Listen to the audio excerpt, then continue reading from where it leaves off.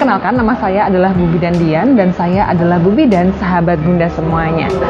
Pada episode kali ini Bu Bidan akan menjelaskan bagaimana cara mencegah agar payudara kita tidak bengkak selama menyusui. Sebelum memulai pembahasan pada hari ini, Bu Bidan ingin mengingatkan Bunda agar tidak lupa memencet tombol like, komen, dan juga jangan lupa untuk subscribe ya.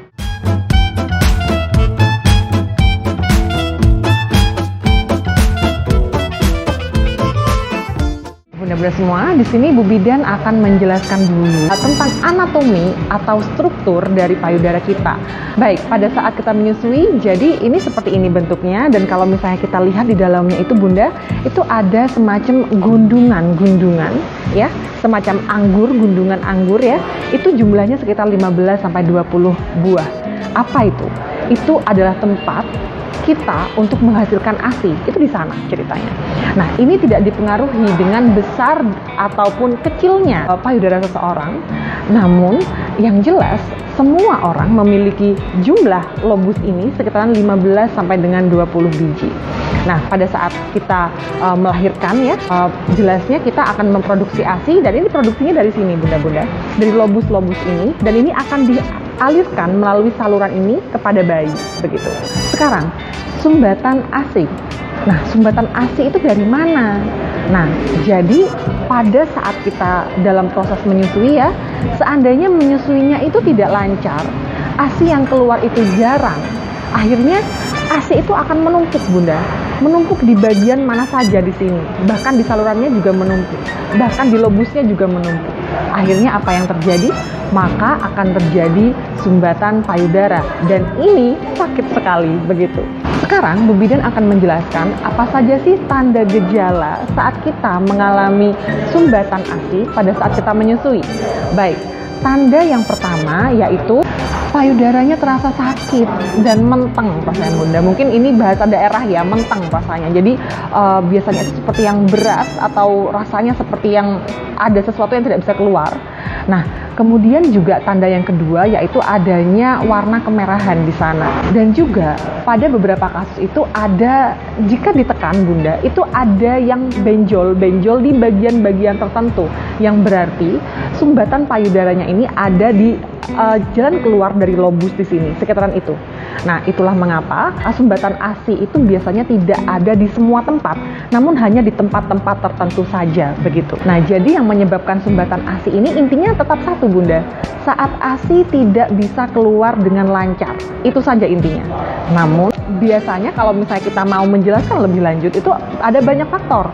Yang pertama yaitu kalau kita menyusui itu posisinya salah. Menyusui yang benar itu Bunda-bunda, bahwa areolanya, bagian yang berwarna kecoklatan ini ya, ini harusnya masuk semua ke mulut bayi. Nah, itulah mengapa pada saat perlekatannya atau pada saat posisi menyusui yang salah itu, akhirnya bagian hitamnya ini tidak semuanya masuk ke mulut bayi. Akhirnya apa yang terjadi? ASInya yang keluar itu juga tidak lancar, begitu.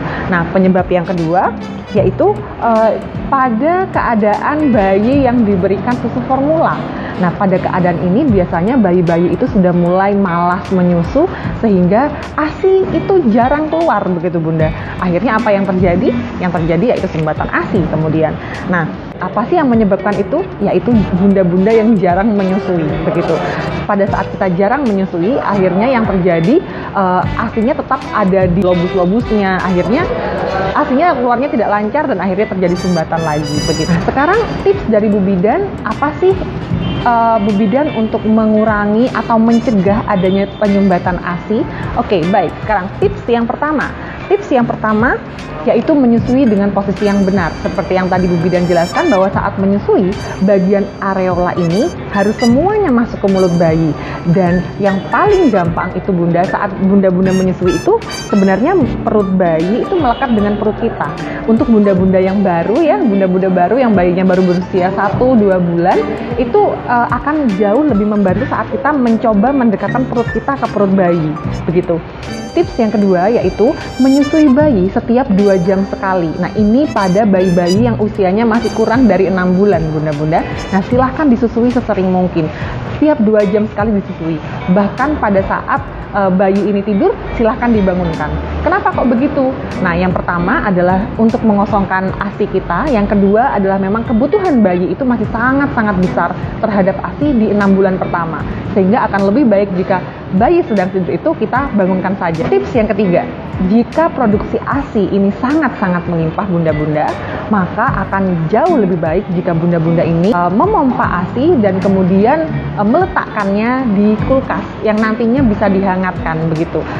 Ini kalau misalnya kita taruh di freezer ini bisa tahan sampai dengan 6 bulan. Lumayan ya bunda-bunda untuk persiapan nanti ke depannya. Begitu. Tips yang keempat, jika benjolan itu tidak membaik, jika masih tetap terasa menteng ya bunda-bunda ya, ASINya terus terasa masih penuh dan bahkan nyeri, kemerahan, ini silahkan datang ke Bu Bidan.